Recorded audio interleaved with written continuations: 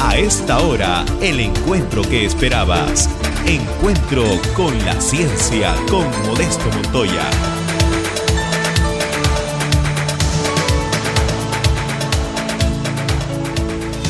Para iniciar este coloquio peruano sobre física nuclear y aplicaciones, tenemos un invitado especial, el doctor Jorge Gavilano, que se ha doctorado en la Universidad de Columbia y que ha estado en el Instituto Paul Scherrer de Zúrich, y se ha dedicado a la investigación muy amplia.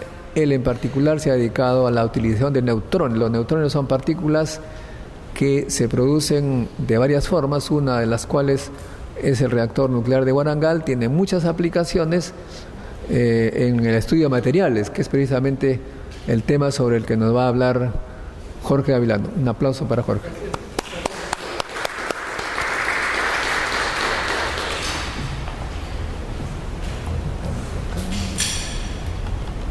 Mi nombre es Jorge Gavilano, del Instituto Paul Scherrer en Suiza.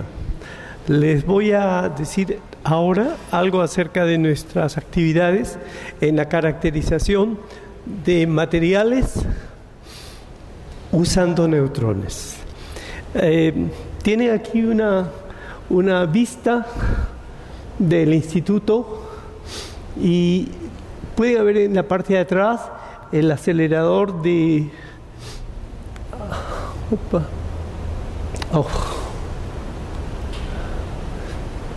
Perdón.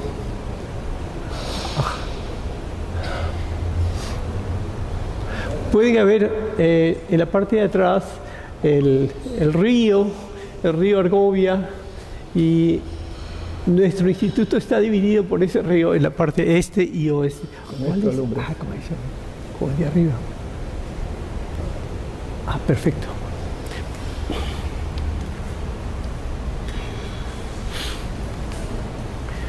Bueno, el Instituto Paul Scherrer es el más grande en Suiza en investigación, y gran parte de nuestros esfuerzos se dedica al estudio de materia y materiales. Para eso lo que necesitamos hacer es, por supuesto, estudiar y ver el arreglo microscópico de los átomos, iones, pero también habría que decir las excitaciones de las redes, lo que llamamos los fonones. Nuestro instituto, por supuesto, no se dedica solo a la investigación pura. Hay bastantes esfuerzos acerca de energía y medio ambiente. Por ejemplo, hay estudios de motores de combustión que se tratan de mejorar, ¿no?, los diseños. Y también, por ejemplo, células solares. Hay también esfuerzos en salud. Ahí se estudian tejidos biológicos, y eso sobre todo con rayos X. Hay una fuente de rayos X bien poderosa y bien, diría yo, en fase, que se llamamos sincrotrón. Y quizás les pueda mostrar una cosa ahora. Finalmente, debo decir, también hay bastante desarrollo técnico, construcción y operación. Lo que ven ahí es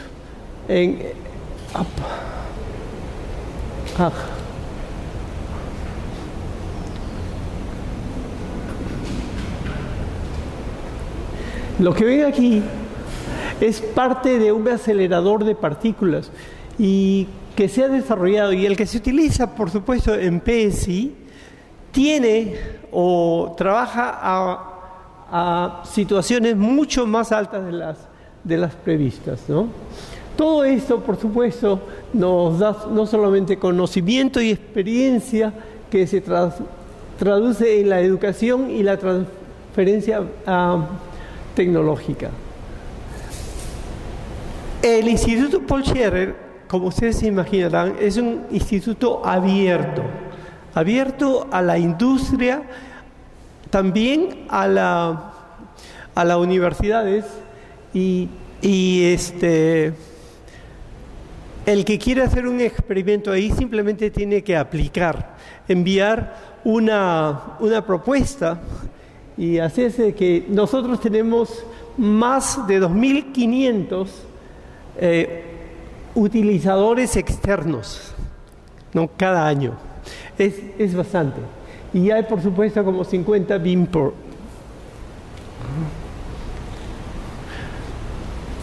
Bueno, regresando al asunto. O sea, nosotros estudiamos en un rango de escalas que van desde la escala macroscópica, digamos 1 metro, 1 centímetro, ¿no? Como por ejemplo, aquí tienen estos son filtros que se utilizan, paneles solares y cosas del estilo.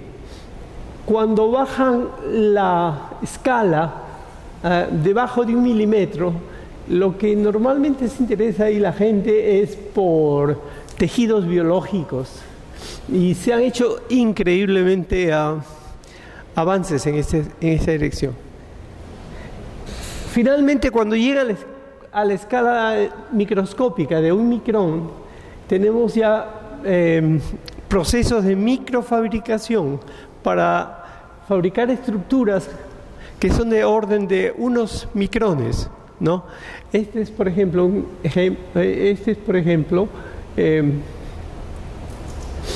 esas estructuras pueden ser metálicas, pueden ser superconductoras, pueden ser magnéticas, y esos dispositivos se pueden estudiar y muestran cosas que no son a nivel de macroscópico. Finalmente, a la escala nanomolecular, estamos viendo ya el arreglo de los átomos, o si gustan en los tejidos biológicos, están viendo cómo es que las moléculas se arreglan en las proteínas y cosas por el estilo.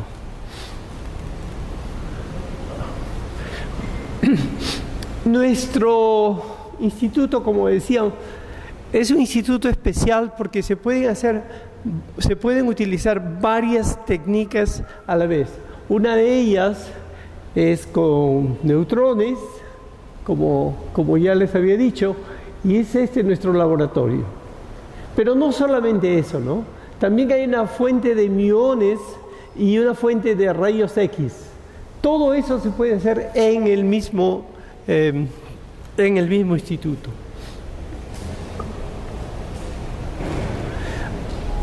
Aquí voy a presentarle un ejemplo de un filtro diésel.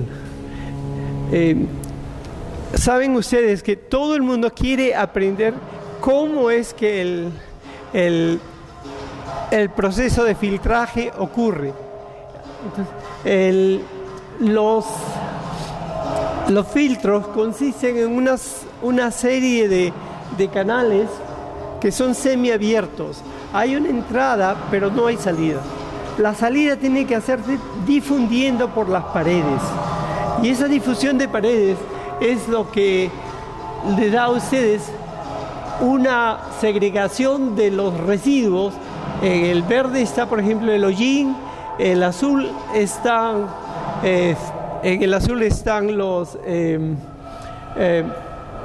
lo que llamamos nosotros cenizas, e inclusive hay en rojo, que quizás ustedes no lo ven por acá, son pedazos así, residuos grandes.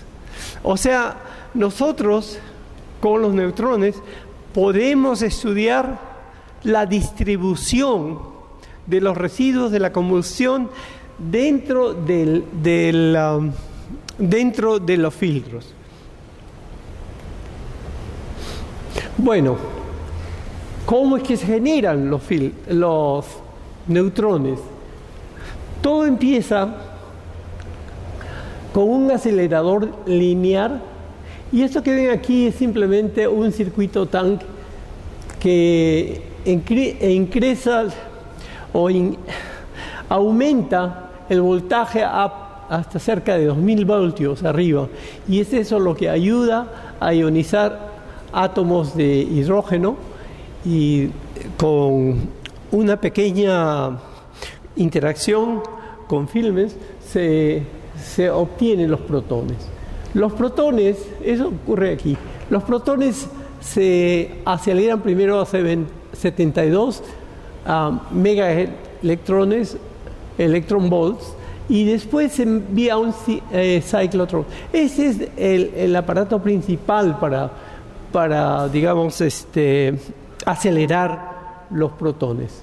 De este de aquí se guían los protones, y si quieren ustedes, por ejemplo, hacer muones, o los muones simplemente se hace interaccionar los protones con un filme pequeño, y ahí sacan son realmente piones, y después eso decae en miones. Pero la gran mayoría pasa hacia el otro edificio, y donde colisionan con una pieza de plomo, y es ahí donde se generan los neutrones. Ups.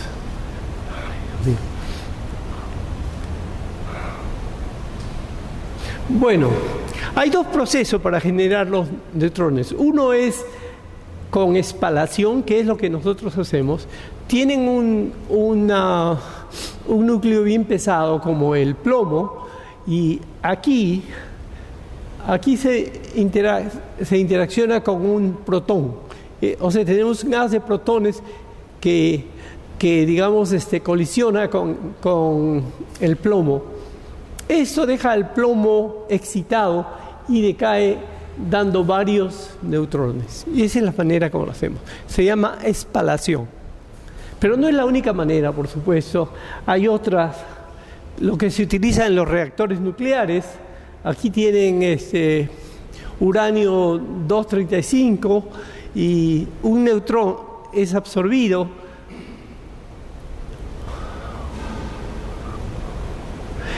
Y el núcleo se queda bien excitado, y finalmente decae en varias partes, pero hay también muchos neutrones. Este es lo que, por ejemplo, se utiliza en ILL.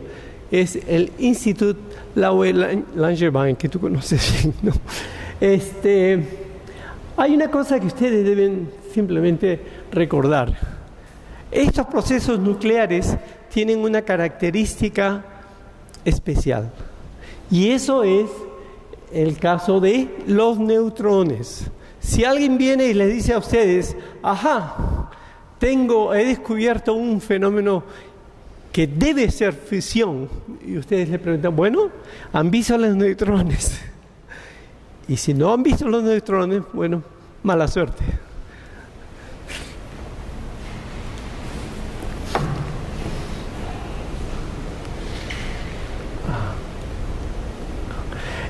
Ese es el objetivo, el objetivo donde está el plomo. Es aquí donde los protones, vienen por la parte de abajo, y en el centro hay un dispositivo grande, y es ahí donde está el plomo, y es ahí donde salen los neutrones.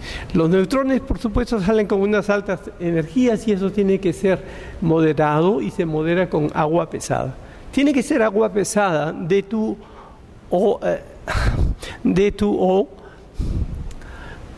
y no agua normal. El agua normal no puede utilizarlo porque simplemente el hidrógeno absorbe mucho a los neutrones. Así es de que. Después los neutrones son enviados como en estas líneas que ven acá, que están fuertemente protegidas con cemento, un cemento muy especial para evitar que la radiación salga, ¿no? O sea, radiaciones típicas que se esperan en este sistema son más o menos lo que llamamos nosotros 10 microsievert per hour. Ese es más o menos que es casi nada.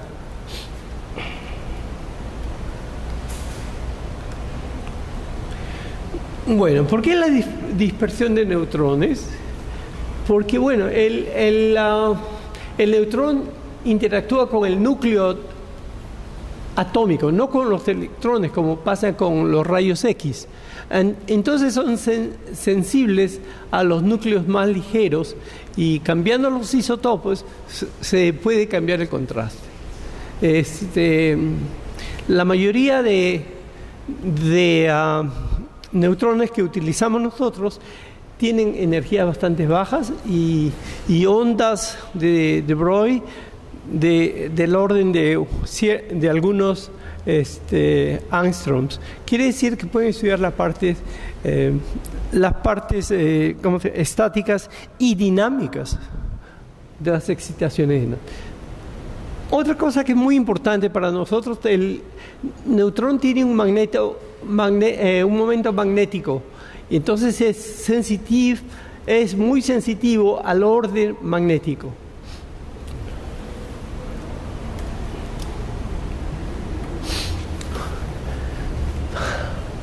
Comparando los rayos X con los neutrones, esos círculos representan una idea de la sección eficaz.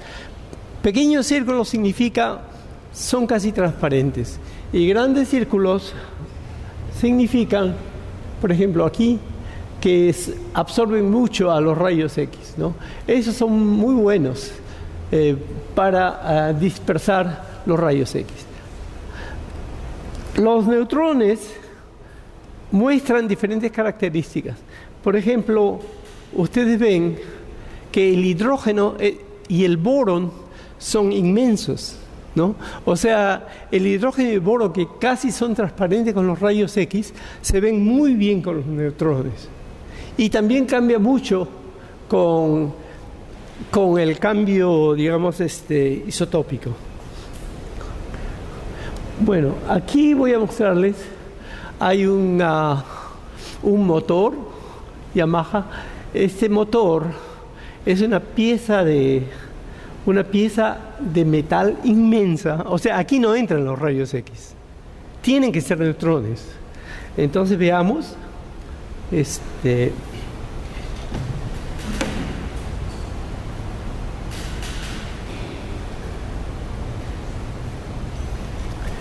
pero mire, como esto no es mi computadora, voy a necesitar ayuda de alguien que me muestre cómo bajar. Ya empezó. O sea, este es el motor, que como ven es sólido, metálico, y si ustedes quieren estudiar el interior, entonces utilicen los neutrones. Entonces ven aquí, las partes más oscuras, por supuesto, no son metálicas, sino más bien plásticos o cosas muy... algunos núcleos muy ligeros.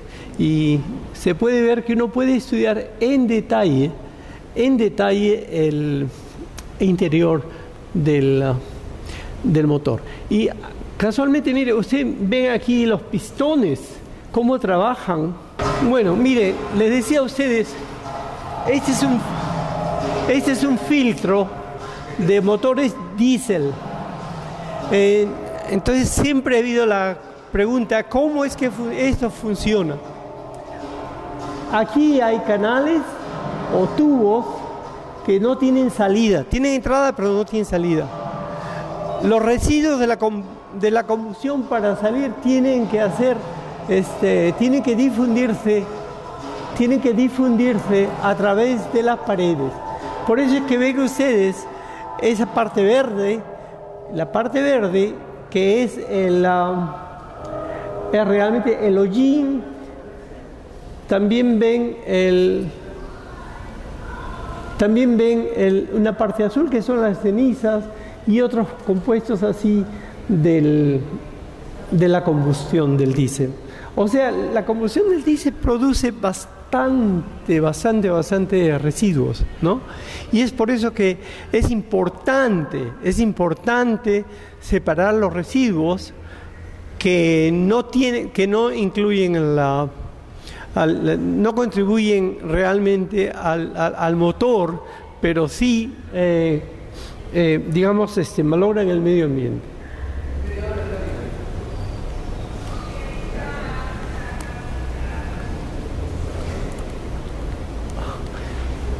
Bueno, ahora veamos algunos orden magnético clásicos donde los spins son tratados como objetos clásicos. Ustedes podrían protestar diciendo de que, bueno, los spins son cuánticos. ¿Qué hablan ustedes? Bueno, sí, son cuánticos. El origen es cuántico. Pero en muchos casos, los spins se pueden tratar simplemente como vectores. Las fluctuaciones no importan. Y eso es por eso que llamamos un spin clásico. Aquí tenemos un ejemplo de una transición magnética. Ven ustedes que aquí los spins están desordenados a alta temperatura, pero a bajas temperaturas todos están bien orientados en una sola dirección, y es el caso de un ferromagneto. Y en este caso hay también, por supuesto, una magnetización macroscópica. Algo mucho más difícil de detectar es la parte antiferromagnética. La parte antiferromagnética, donde los spins están opuestos, dos vecinos, y eso fue trabajado por Louis Nédon, ¿no?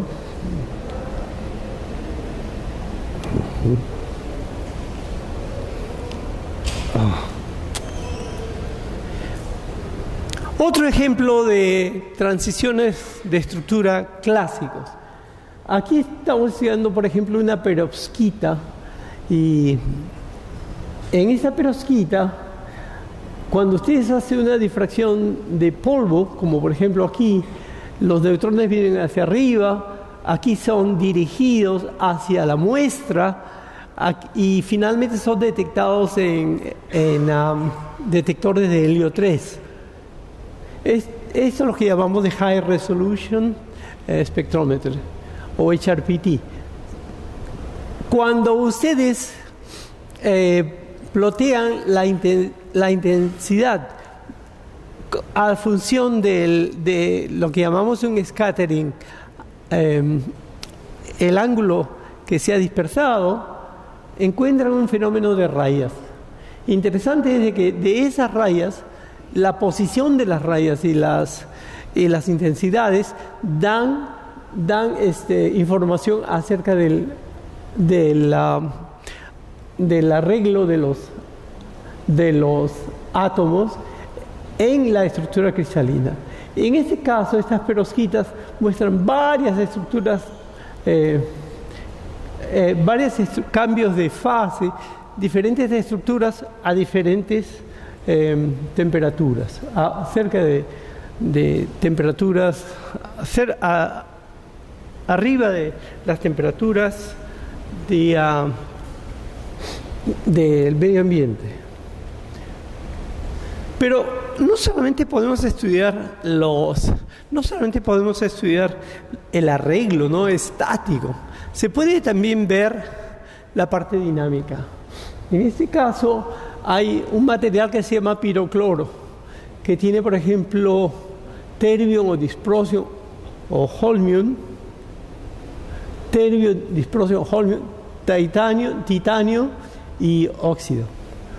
Bueno, este material tenía propiedades bien interesantes y no se sabía de dónde viene. Entonces, un estudio al PSI acerca de cuáles son los fonones, cuál es la dispersión de los fonones que vemos. Y resulta de que están mostradas aquí. Aquí los puntos rojos y azules son resultados experimentales. Las líneas son cálculos teóricos y la correspondencia es increíble. De bastante interés es de que si ustedes ven las excitaciones, hay algunas que siempre tienen una energía arriba de la energía O sea, tienen lo que llamamos nosotros gap, energy gap. ¿Cómo decimos nosotros? An energy gap. Entonces estos son fonones ópticos. Pero hay algunos fonones cuya dispersión va a cero a ciertos puntos de la red. Estos son los fonones acústicos. O sea, tienen ópticos y acústicos. Para conocer las propiedades tienen que considerar los dos. Vamos a la parte cuántica. El magnetismo cuántico, como ya había dicho antes, lo importante aquí son las fluctuaciones magnéticas, la frustración, dimerización, bajos sistemas a baja dimensión es lo más interesante. Estos fenómenos se han empezado a estudiar en los últimos 20 años y hay muchos nuevos resultados, muchos avances teóricos por eso. Una de las cosas que han salido desde los años 70 quizás es el llamado hielo de spin. Ustedes se acordarán del hielo si ven, por ejemplo, solamente si ven a los oxígenos, parece una estructura ordenada, que es. Pero si ven también a los protones, ¿no? Se dan cuenta de que hay cierto desorden. Hay dos protones que están cerca, considerando este átomo, y dos protones, estos dos que están lejos. O sea, hay enlaces cortos y largos. Y eso da una entropía bastante grande al hielo. Ahora, resulta de que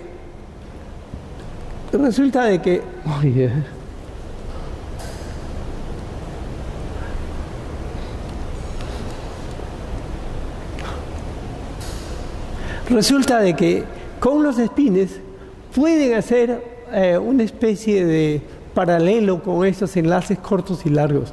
Y tiene que ver con la dirección del spin.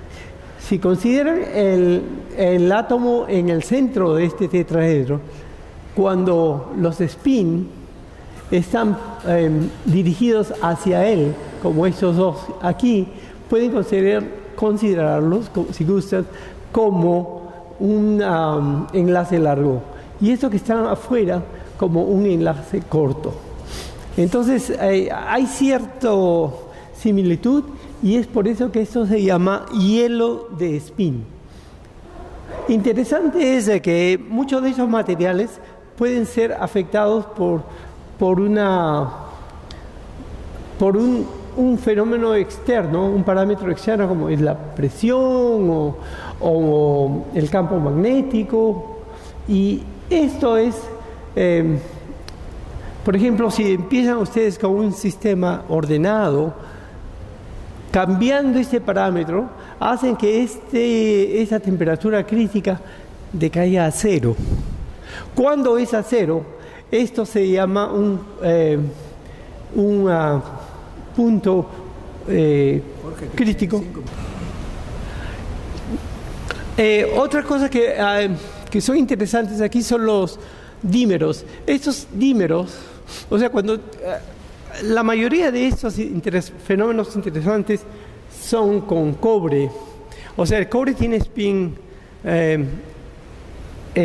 digamos, 0.5, ¿no? Half.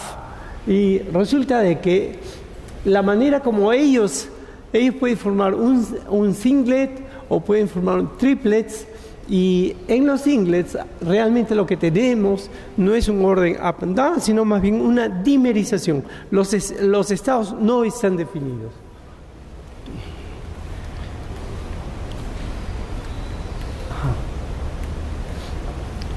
Bueno, quizás algo interesante aquí, en esta estructura de los soldados de terracota chinos, esto ha sido estudiado también en varias partes, en PSI también.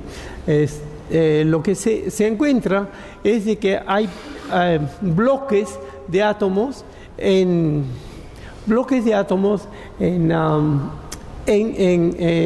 planos, y nosotros trabajamos alrededor de ellos.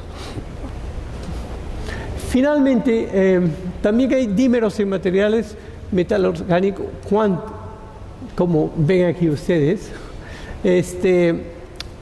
Estos son materiales de dimensión 1, pero realmente en este caso particular no son cadenas de spin, sino más bien lo que llamamos una estructura de tipo escalera. Bueno, yo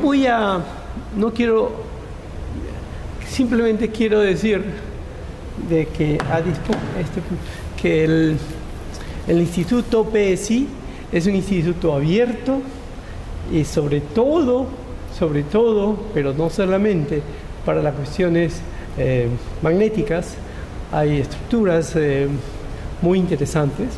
Y también diría yo algo que de repente Perú podría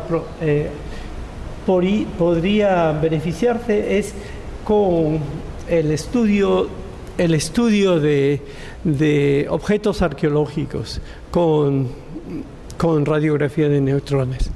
Con eso quiero acabar y darle las gracias a Montoya y a Modesto y a todos ustedes. Gracias.